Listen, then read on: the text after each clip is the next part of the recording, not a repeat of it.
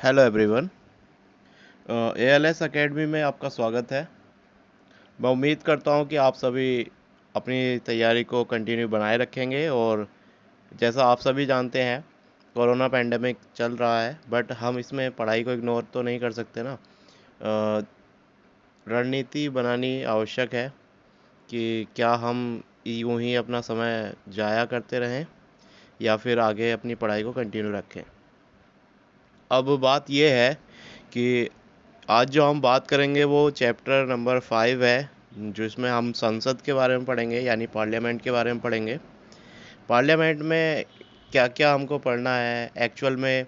Parliament हमारे constitution में कहाँ इसका जिक्र किया गया है, या फिर पार्लियामेंट से काफ़ी सारे क्वेश्चन हैं, जैसे कि पार्लियामेंट जो संसद का गठन है वो भारतीय संविधान के किस अनुच्छेद में आता है, जो संसद है वो भारतीय संविधान के किस भाग में वर्णित है।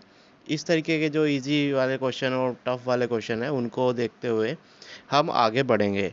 तो आज जो हमारा चैप्टर है वो है संसद। तो चलिए शुरू करते हैं इस चैप्टर को। संसद। अब संसद शुरू करने से पहले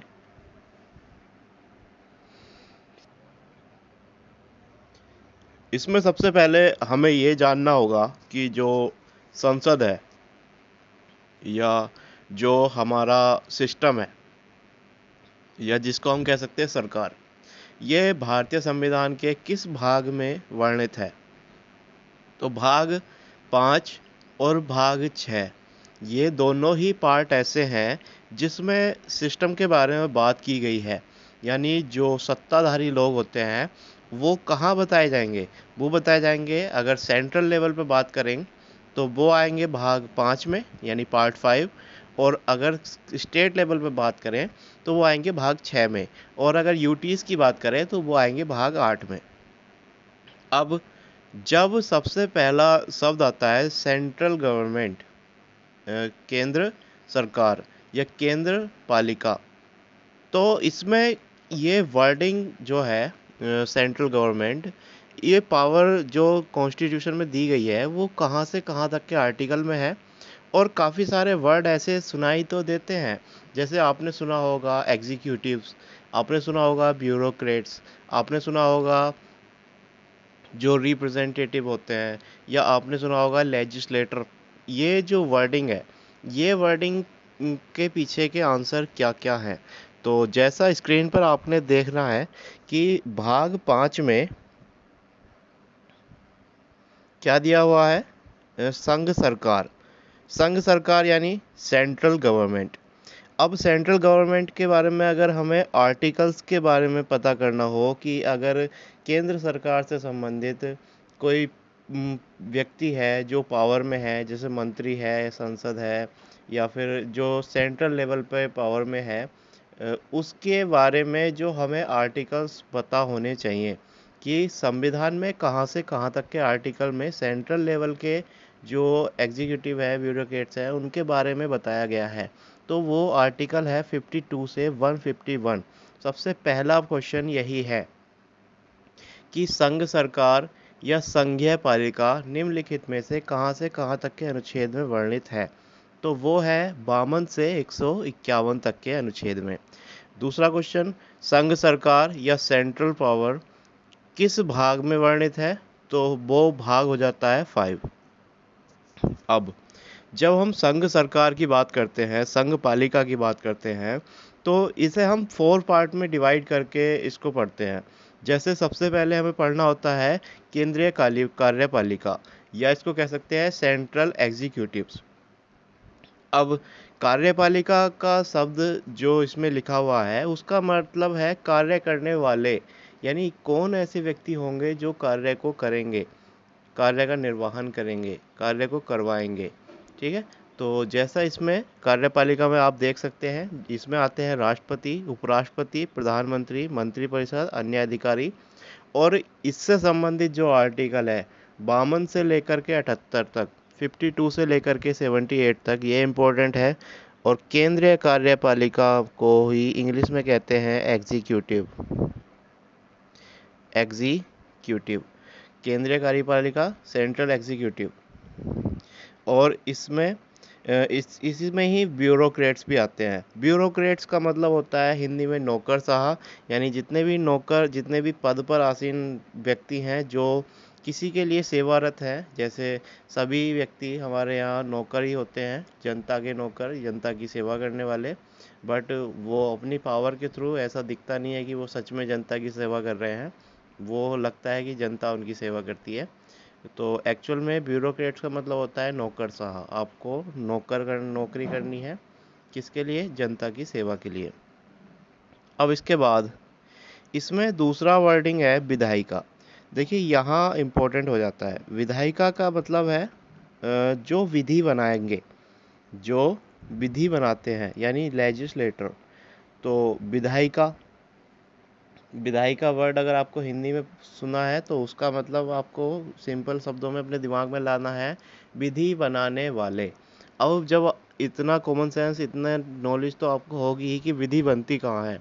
संसद के सदनों में बनती है ना। लोकसभा राज्यसभा बनाते हैं ना कानून, तो लोकसभा राज्यसभा कानून बनाते हैं, उन्हीं को विधायिका कहते हैं।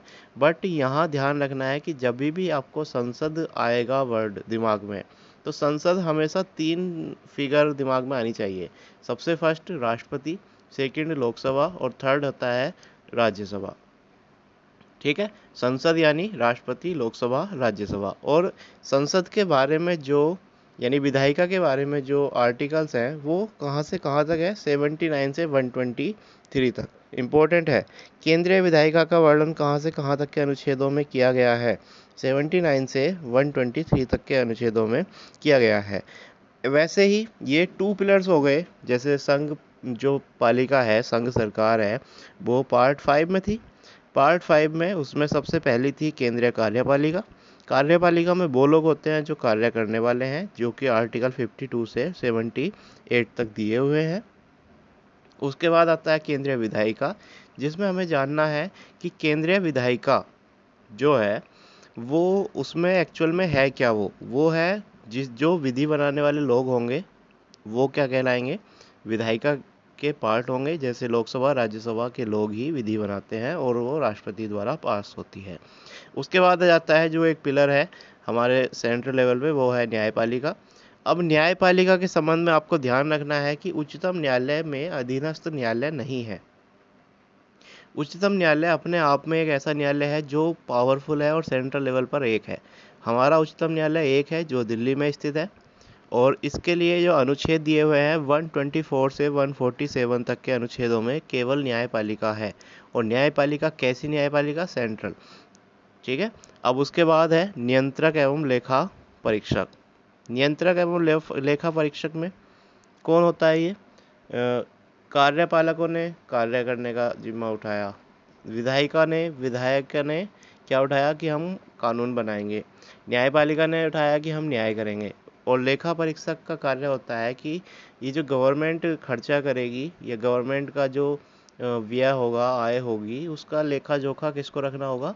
नियंत्रक एवं लेखा परीक्षक को। और यहाँ से क्वेश्चन सीधा सीधा पूछा जाता है कि यहाँ का आर्टिकल क्या संबंधित है, मतलब कौन से आर्टिकल में? CAG CAG, controller editor general of India, ये है 148 से 151 तक के आर्टिकल में। तो ये केवल एक ओवरव्यू है। हम जो पढ़ने वाले हैं वो संसद पढ़ने वाले हैं। जो आर्टिकल आपको याद कराऊंगा, मैं सब कुछ कराऊंगा, बट केवल आपको ओवरव्यू देखना है कि अगर आपसे कोई पूछता है कि व्हाट इज़ सेंट्रल गवर्नमेंट, तो आप बता सकते हैं central government are divided into 4 parts. First is executive, second is जो लेजिस्लेटर है, third is judiciary system and fourth is CAG. इन 4 पार्ट में आपको पता चल जाएगा कि 4 पार्ट तक ही ये सेंट्रल गवर्नमेंट है। और जो आर्टिकल है, the Indian constitution tells us that the article from 52 to 151 is all about central government. ये जो 52 से 151 तक के आर्टिकल हैं, ये ही क्या बताते हैं? संसद के बारे में बताते हैं। संसद नहीं, सेंट्रल गवर्नमेंट के बारे में बताते हैं। अब ये सेंट्रल का पार्ट हो गया, इधर वाला जो पार्ट है ये सेंट्रल का हो गया। अब इधर वाला जो पार्ट है सेम, ये किसका हो जाएगा? स्टेट का हो जाएगा। जैसे उसमें 152 से नहीं 52 से 151 था, वैसे इसमें 152 से 237 है। कार्यपालिका राज्य की 152 से 167, राज्य विधायिका 168 से 213। और राज्य न्यायपालिका में देखिए डिवाइड होते हैं, देखिए केंद्रीय न्यायपालिका डिवाइड नहीं होती बट राज्य न्यायपालिका डिवाइड हो जाती है। उच्च न्यायालय जो है, हाई कोर्ट जो है 214 से 233 तक है, और अधीनस्थ न्यायालय 233 से 237 तक है। तो ये केवल एक ओवरव्यू है कि स्टेट गवर्नमेंट को अगर हमें रिप्रेजेंट करना हो या सेंट्रल गवर्नमेंट को रिप्रेजेंट करना हो कि आप कैसे बताएंगे कि ये सेंट्रल गवर्नमेंट है, आप कैसे बताएंगे कि स्टेट गवर्नमेंट है, तो आप भारतीय संविधान की लैंग्वेज का यूज़ कर सकते हैं। जैसे कि आप कह सकते हैं कि भारतीय संविधान के भाग 5 में संघपालिका जो वर्णित है, जिसे संघ सरकार के रूप में जाना जाता है, जिसमें आर्टिकल 52 से 151 तक में सेंट्रल गवर्नमेंट का जो ब्यौरा है वो दिया गया है। और इसमें जो स्टेट गवर्नमेंट है उसका ब्यौरा 152 से लेकर के 237 तक दिया गया है। इसमें आप बता सकते हैं, इसमें कार्यपालिका होती है, इसमें विधायिका होती है, इसमें न्यायपालिका होती है, उसमें कैग होता है। वैसे ही स्टेट में भी कार्यपालिका, विधायिका और न्यायपालिका होती है। अब इसके बाद जो हमारा चैप्टर है वो है संसद। क्या चैप्टर है? संसद। अब संसद से संबंध में मैंने आपको बताया था कि जब भी संसद आएगा तो हम इसको 3 पार्टों में देखेंगे। कितने पार्टों में? 3 में। पहला हो जाएगा राष्ट्रपति, दूसरा हो जाएगा लोकसभा, और तीसरा हो जाएगा राज्यसभा। जब भी संसद दिमाग में आएगा तो 3 चीज़ें दिमाग में आनी चाहिए, राष्ट्रपति, लोकसभा, राज्यसभा। ठीक है, संसद का मतलब राष्ट्रपति, लोकसभा, राज्यसभा। अब संसद का वर्णन भारतीय संविधान में कहाँ किया गया है? पहली बात, भाग 5 में कहाँ से कहाँ तक के अनुच्छेद? 52 से 151 तक। अब संसद का जो वर्णन है वो है आर्टिकल 79 में। तो ये किस पार्ट में आ गया? पार्ट 5 में आ गया। अब पार्ट 5 में आने के बाद हमें ध्यान रखना है कि अनुच्छेद जो 79 है, 79 है, इसका संबंध संसद के गठन से है। क्लियर? अब संसद का गठन हमें याद रखना है लाइफ टाइम के लिए कि संसद का गठन जो है वो किस अनुच्छेद में हो सकता है। तो आप इसको ऐसे याद करिए। देखिए, अब जब मैं ये वीडियो बना रहा हूँ तो इस टाइम लॉकडाउन लग रहा है, और मैंने ये वीडियो बनाते टाइम जो चैप्टर शुरू करा है वो संसद शुरू करा है। तो मैं कैसे ध्यान रखूँगा कि उन दिनों मैंने संसद चैप्टर पढ़ाया था जब लॉकडाउन लगा था या मैं वीडियो बना रहा था। अब इसमें मुझे वर्डिंग मिली उन, और उनसे मिला 79, उनसे मिला 79, और 79 का संबंध हो गया संसद से, कि संसद का गठन जो है किस आर्टिकल से संबंधित है? 79 से संबंधित है। ठीक है, ये पार्ट 1 है। इसके बाद हम आगे डिस्क्रिप्शन में दूसरी वीडियो लाएंगे। Thank you.